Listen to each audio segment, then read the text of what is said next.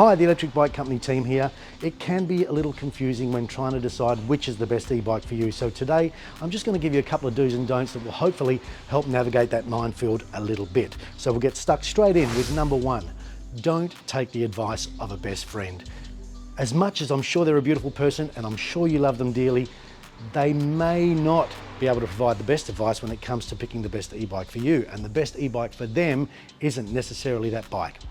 Number two, don't spend too much time on blogs and forums reading up on which is the best e-bike, which is the best motor choice, hub drive motors, mid-drive motors. The reality is they're all great, and it really depends on what you want to do with the bike as to which is the best choice for you. Number three, don't get too hung up on a brand. There are so many brands of e-bikes nowadays and brands that are doing just e-bikes. So that brand of bike that you've been riding for the past 20 years may not offer the most suitable bike for you now in an e-bike. Number four, don't buy a bike because it has features for that 1% of the time that you're going to be using it. You wouldn't buy a mountain bike because you think, I may go off-road one day, when you could be much better off with a bike that has guards and lights and racks for that everyday commute to work. Number five, and probably the most important don't of all, is do not buy an e-bike without riding it first.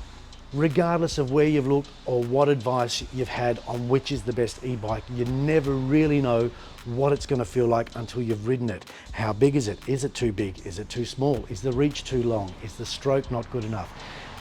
Do you prefer a mid-drive? Do you prefer a hub drive? How does it feel when you're not using the power on the bike? Is it heavy? Is it too hard to lift? Do you prefer a forward riding position, a more upright riding position? All of these things you just cannot assess until you've ridden an e-bike.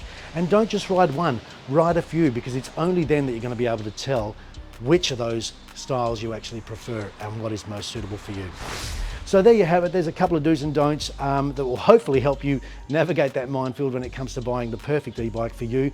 Do all of the usual things like share, subscribe, wherever those buttons are at the moment. And of course, if you do have any questions, leave them in the comments section below. Do yourself a favor, hit the link below right now and book a test ride. Come on in, get on a bike for yourself. It's only then that you're going to know if that's the right e-bike for you. We'll see you soon.